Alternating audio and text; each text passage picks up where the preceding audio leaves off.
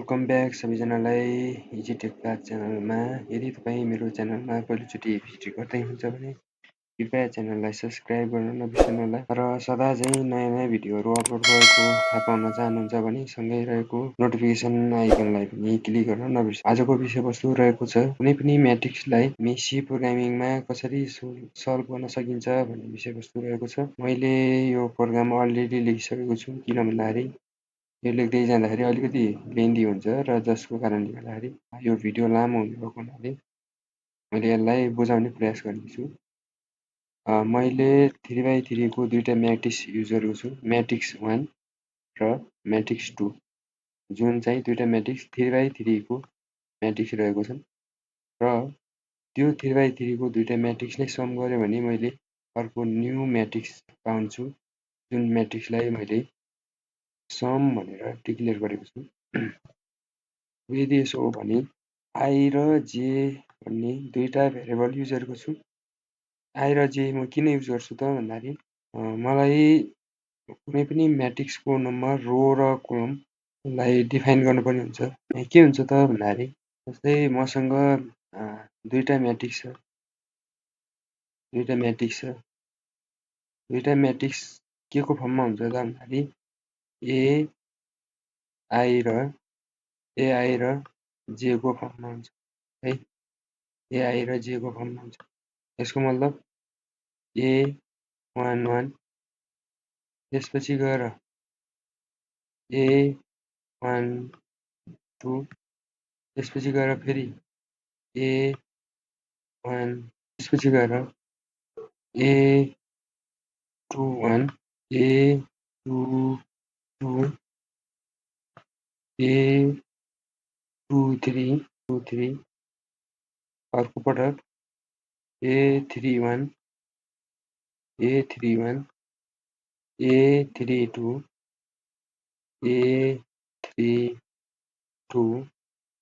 A32 र A33 भनेको A33 suffix है।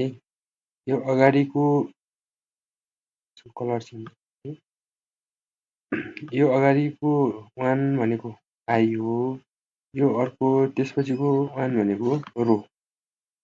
भन्नुको मतलब यो जुन भेरिएबल छ रो नम्बर 1 र कोलम नम्बर 1 मा पर्छ भने है। यसलाई यसरी पनि लेख्न सकिन्छ। यो भनेको आई इक्वल टु कति हुन्छ, आई इक्वल टु 1 है। त्यसपछि गएर I2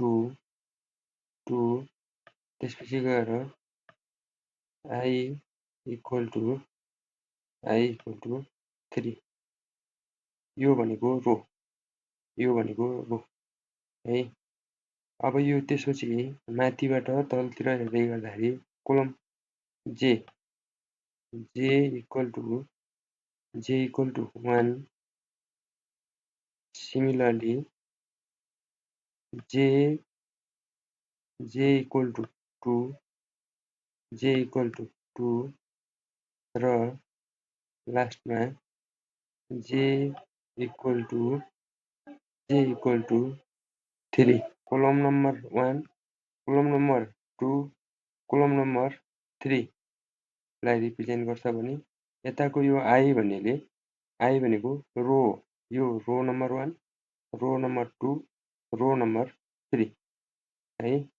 जस्तै यहाँ चाहिँ 0 बाट स्टार्ट गरेको छ, 0 बाट स्टार्ट गरेको हुनाले यो 0 देखि 2 सम्म जाने भयो। जस्तै यो 0, यो 1, यो 2 सम्म जाने भयो। मैले यहाँ अहिले के राखेँ भने 1 बाट स्टार्ट गरेर 3 सम्म पुर्याएँ है। यो तपाईहरुले बुझ्नुपर्ने हुन्छ। यदि यो म्याट्रिक्स 1 को हो भने है, यो म्याट्रिक्स 1 को एउटा फर्म हो भने सिमिलरली म्याट्रिक्स 2 को पनि त्यही हुन्छ। यसको मतलब के हो भने यहाँ के छ, मानौ A11 भनेको के रहेछ, यसलाई यसरी लेख्न सकिन्छ। A11 भनेको म्याट्रिक्स 1 को 1, यो 1 यता पनि 1 भन्न पाइन्छ है। यदि यसरी लेख्न पाइन्छ भने अब यसको एकछिन आउटपुट हेरिहालौँ। यसलाई मैले एकछिन कम्पाइल गरेँ। कम्पाइलमा एरर 0 छ, वार्निङ पनि 0 छ। अब हामी रन गर्न सक्छौँ। मैले रन गरेँ। रन गर्दाखेरि हेर्नु त सुरुको भ्यालु इन्टर गर्नु भनेको छ कि सुरुको भ्यालु भनेको यो भ्यालु भनेको कि है म्याट्रिक्स 1 को इन्टर इलिमेन्ट 1 1 1 1 भनेको यो भ्यालुलाई इन्टर गर्नु भनेको।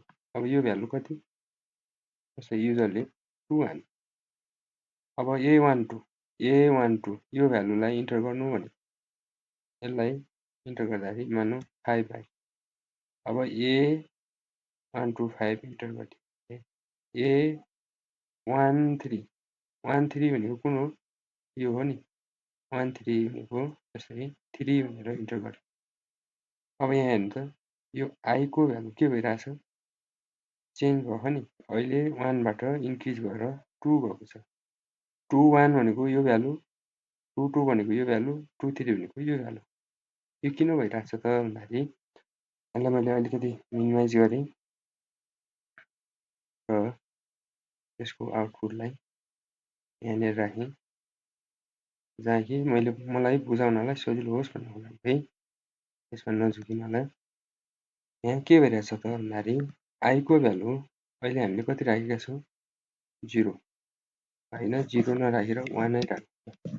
I equal to 1 I less than equal to 3 र I plus plus j equal to 1 j less than equal to 3 j plus plus है। फेरि यहाँ चेन्ज गऱ्यो भने हरेकचोटि मैले त्यसरी नै चेन्ज गर्नुपर्ने हुन्छ। I less than equal to यहाँ पनि के राख्नु पर्यो 1 यहाँ पनि के राख्नु पर्यो इक्वल टु राख्नुपर्ने हुन्छ है। अब सेम केस तल पनि 1 बाट स्टार्ट गर्ने कहाँसम्म पुग्नु पर्यो 3 सम्म र j को भ्यालु पनि 1 बाट स्टार्ट गर्ने कहाँसम्म पुग्नु पर्यो 3 सम्म। अब यहाँ लास्टमा I को भ्यालु 1 कहाँसम्म पुग्नु पर्यो 1 बाट 3 सम्म j को भ्यालु 1 बाट स्टार्ट अनि कहाँसम्म पुग्नु पर्यो त भन्दाखेरि 3 सम्म। अब यहाँको I र यहाँको यो I र यो j मा कुनै पनि भिन्नता छैन है। यसको मतलब यो I र यो I छ नि यो I सेम हो भन्न खोजेको है। यो j र यो j सेम किनभने हामीले के भनेको छौँ 3/3 को म्याट्रिक्स युज गरेका छौँ। 3/3 को म्याट्रिक्स युज गरेको हुनाले I को भ्यालु 1 बाट 3 सम्म j को भ्यालु 1 बाट 3 सम्म। अब यहाँ हेरौँ त I के भनेको छ I भनेको 1 छ 1 लेस देन इक्वल टु 3 यसको मतलब 1 less than or equal to 3 condition ठिक छ। कन्डिसन 3 ठिक छ भने हामी त यहाँ छौँ नि कन्डिसन ठिक छ भने यही कन्डिसनमा हेर्ने है। यो कन्डिसनमा ठिक छौँ भने अब j मा हेर्ने फेरि j भनेको यो भ्यालु चेक गर्नु पर्यो। यो भ्यालु चेक गर्दाखेरि j equal to 1 j less than equal to 3 same case हो नि होइन माथि j भनिन्छ त्यही है j को भ्यालु पनि 1 लेस देन इक्वल टु 3 भनेको j को भ्यालु के छ 1 भन्दा सानो अथवा 1 सँग इक्वल छ भन्न पाइयो नि। अब यो कन्डिसन ठिक छ भने युजरले के गर्न पाउँछ यो a11 को भ्यालु इन्टर गर्न पाउँछ भनेको है। a11 को भ्यालु इन्टर गरेको युजरले कति हो 2 हो। सेम केस कन्डिसन के भइरहेछ यहाँ सेटिस्फाई नै छ। हामीले के भनेका छौँ I को भ्यालु इन्क्रिज हुन्छ 1 ले भनेका छौँ। I को भ्यालु इन्क्रिज भएर 1 बाट कति भयो 2 भयो। 2 भइसकेपछि फेरि के भयो यो कन्डिसन त 1 मै छ। यो कन्डिसन सेटिस्फाई छ।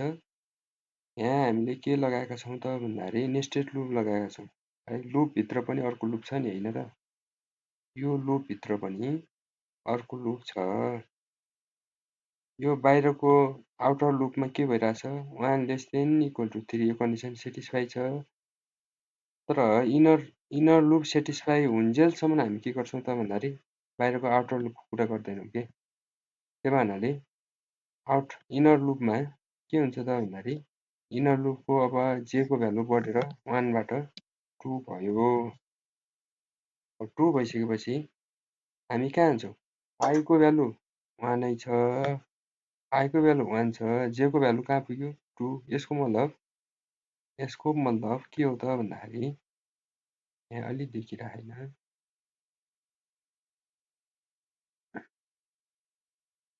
यसको उद्देश्य के हो त भन्दाखेरि यहाँनिर है, यसको उद्देश्य के हो त भन्दाखेरि अब हामी यो पोइन्टमा आइरहेछौँ। यो पोइन्टले के गर्छ त भन्दाखेरि हामी I इक्वल टु 1 नै छौँ, J को भ्यालु के भएको छ? इन्क्रिज भएर J को भ्यालु के हुनु पर्यो? एकचोटि 1 हुन पर्यो, त्यसपछि बढेर 2 जान पर्यो, अनि त्यसपछि बढेर 3 सम्म पुग्नु पर्यो। अब सेम केस J को भ्यालु बढेर कति भयो?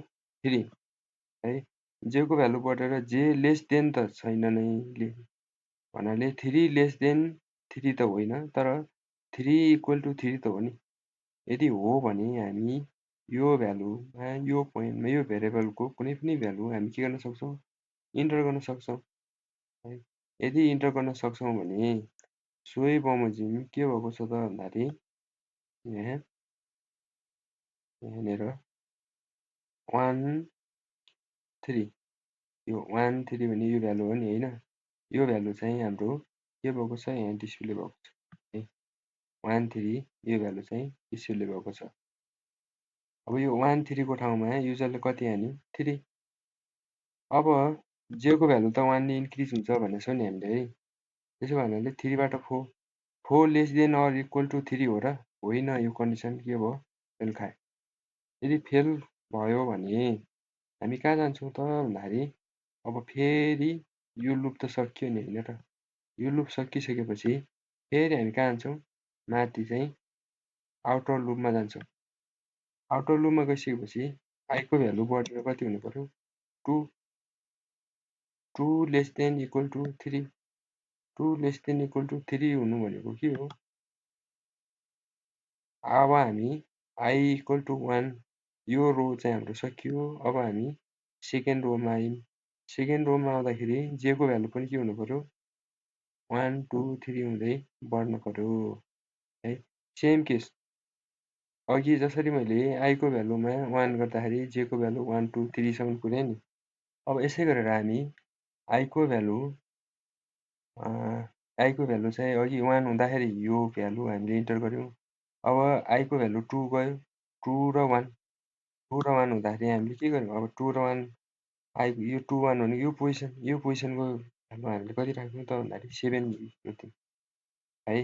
अब हामी कहाँ पुग्यौँ? फेरि I त 2 नै छ, यहाँ के भइरहेछ? J को भ्यालु बढ्दै गइरहेछ, किनभने J चाहिँ हामीले कहाँ राखेका छौँ? इनर लुपमा युज गरेका छौँ नि होइन र? इनर लुपमा युज गरेका छौँ भने अब यहाँ आएर के हुन्छ त भन्दाखेरि यो भ्यालु हामी इन्टर गर्छौँ। जस्तै यो भ्यालु मैले 1 राखेँ। सेम केस J को भ्यालु बढेर फेरि कति जान्छ? 3 पुग्छ। 3 पुग्दाखेरि अर्को भ्यालु हामीले के गर्नुपर्ने हुन्छ? इन्टर गर्नुपर्ने हुन्छ। जस्तै मैले 0 राखेँ। अब यहाँ के आइरहेछ? 3 1 आइरहेछ। यसको मतलब के हो भन्दाखेरि J को भ्यालु अब 3 भन्दा माथि त जान सक्दैन नि। जान नसकेपछि अब रोको भ्यालु के हुन्छ? 2 बाट इन्क्रिज भएर 3 पुग्छ। 2 बाट इन्क्रिज भएर 3 पुग्दाखेरि अब हामीलाई के चाहिरहेछ? यो पोजिसनको भ्यालु हाल्न पर्ने छ, इन्टर गर्नुपर्ने छ। यो पोजिसनको भ्यालु इन्टर गर्दाखेरि हामीलाई के चाहिरहेछ भने I को भ्यालु 3 J को भ्यालु 1 I को भ्यालु 3 यो 3 र अब यो सेम केसमा J को भ्यालु के हुनु पर्यो भन्दाखेरि 1 बाट इन्क्रिज हुँदा हुँदै 1 ले इन्क्रिज भएर कतिसम्म पुग्नुपर्छ भनेको छौँ हामीले? 3 सम्म पुग्नुपर्छ भनेको छौँ। यदि यसो हो भने यो कहाँसम्म पुग्छ त भन्दा सिमिलरली मैले अगाडि जसरी गरेको थिएँ A11 A12 र A13 त्यस्तै चाहिँ A31 र A32 A33 सम्म पुग्दाखेरि यो भ्यालु चाहिँ अब A31 को भ्यालु मैले कति इन्टर गरेँ त भन्दाखेरि 3 इन्टर गरेँ। यो मेरो के भयो त भन्दाखेरि मैले यसरी सिमिलरली मेरो म्याट्रिक्स 1 को मैले अहिले 9 वटा भेरिएबलहरू इन्टर गरिसकेँ है। यो इन्टर गर्ने काम मात्रै पर्छ। अब सेम केस म्याट्रिक्स 2 मा पनि के गर्न सक्छु, सेम भ्यालु चाहिँ मैले ऱ्यान्डम भ्यालु चाहिँ के गर्न सक्छु, इन्टर गर्न सक्छु हैन र 5 3 6 हेर्नुहोस् त। यसको मतलब हामीले दुईटा म्याट्रिक्सको भ्यालु चाहिँ के गर्यौं, इन्टर गर्यौं यो माथिको साइडमा, र सिमिलरली सेकेन्ड म्याट्रिक्स भनेर मैले राखिदिएको छु। यो म्याट्रिक्स फर्स्टको लागि, यो म्याट्रिक्स फर्स्टको लागि यति पार्ट, र यो चाहिँ म्याट्रिक्स सेकेन्डको लागि है। अब त्यसपछि गएर दुईटा म्याट्रिक्सलाई सम गर्न पर्यो भने म्याट्रिक्स 1 र म्याट्रिक्स 2 को भ्यालु हामीले के गरिसकेका छौँ, इन्टर गरिसकेका छौँ। त्यसलाई सम गर्ने हो। सम गर्ने भनेको के हो त भन्दाखेरि A11 र अर्को म्याट्रिक्सको A11 को भेरिएबललाई हामी के गर्छौँ त भन्दाखेरि सम गर्ने हो कि, र लास्टमा A3 समले के भन्छ भन्दाखेरि यो दुईटा म्याट्रिक्सको भ्यालुलाई सम गर भन्छ कि। अब सम गर्ने कसरी रहेछ त भन्दाखेरि हेर्न सकिन्छ, यो भ्यालु र यो अगाडिको यो पोइन्ट र यसलाई हामी के गर्छौँ भन्दाखेरि इन्डिभिजुअली एड गर्छौँ कि है। अब यहाँ हेर्न सकिन्छ त्यसरी। अब सेम केस यो भेरिएबल र यसलाई पनि हामी के गर्न सक्छौँ, एड गर्न सक्छौँ। यसरी एड गर्नै पर्छ, सक्छौँ होइन, गर्नै पर्छ है। यो र यो एड गर्नै पर्छ। त्यस्तो ठुलो एकदम दिमाग लगाउनै पर्ने छैन, यो सरासर एकदम सिम्पल छ, यसमा कन्सेप्ट त्यस्तो छैन। यो र यो भेरिएबल र यो भेरिएबलको यो भेरिएबललाई सम गर्ने हो भने यो यताको रो 1 को जति पनि कोलममा भएका भेरिएबलहरू छन् ती एक आपसमा के हुन्छन्, सम हुन्छन्। त्यही भएको छ। जस्तै 2 र 5 लाई एड गर्यो भने कति आउँछ, 7 हैन र 7 आएको छ। त्यसपछि गएर 5 र 6 लाई एड गर्यो भने कति आउँछ, 11 आएको छ। अनि 3 र 7 लाई एड गर्यो भने 10 आएको छ। ठिक छ नि कन्डिसन। अब लास्टको नम्बर हेरौँ है। लास्ट 1 र 2 लाई एड गर्यो भने 3 आएको छ। हो यसरी नै हामी के गर्न सक्छौँ त भन्दाखेरि कुनै पनि दुईटा म्याट्रिक्सलाई सम गर्न सकिन्छ। यसमा झुकिनु भएन, जो पनि झुकिनु भएन। यसलाई मैले इरेज गरेँ।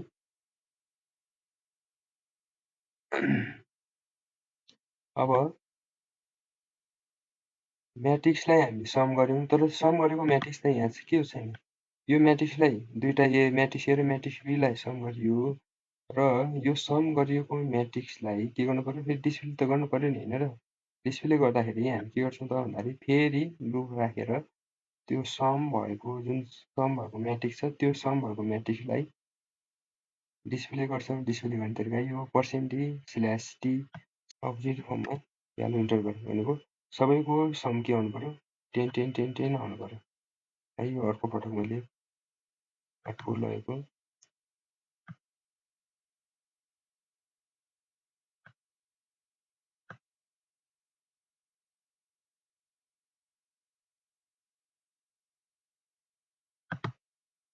यसको मतलब मेरो के हो त भन्दाखेरि अब मैले दुईटा म्याट्रिक्सलाई के गरेँ, सम गरेँ, र सोही म्याट्रिक्सलाई के गरेँ त भन्दाखेरि दुईटा म्याट्रिक्सलाई फेरि सम गरेको म्याट्रिक्सलाई डिस्प्ले गरेँ है। यो स्ल्यासटीले के गर्छ त भन्दाखेरि कुनै पनि दुईटा भेरिएबल बिचमा चाहिँ ग्यापिङ इस्टाब्लिस गर्छ, ग्यापिङ दिने काम गर्छ। स्ल्यास एनले के गर्छ भन्दाखेरि हामीले रो चेन्ज गर्न पर्यो नि होइन, डिस्प्ले गर्दाखेरि रो चेन्ज गर्न पर्यो नि। यहाँ चाहिँ हामीले किन राखेनौँ त भन्दाखेरि यहाँ चाहिँ युजरबाट सिधा नम्बर मात्रै लिने गरेको छौँ, र तल चाहिँ के गर्यौँ त भन्दाखेरि रोको भ्यालु मात्रै के गर्यौँ, रोको भ्यालु एकपछि अर्को के हुनु पर्यो, चेन्ज हुने भएको हुनाले हामीले स्ल्यास एन युज गरेका हौँ। स्ल्यास एनले के गर्छ, भर्टिकल फर्ममा कुनै पनि इलिमेन्ट नम्बरलाई डिस्प्ले गराउनलाई हेल्प गर्छ। Thank you. आजको भिडियो कस्तो लाग्यो, जस्तो लाग्यो त्यस्तै प्रतिक्रिया दिन नबिर्सनु होला। Bye bye, take care, have a good day.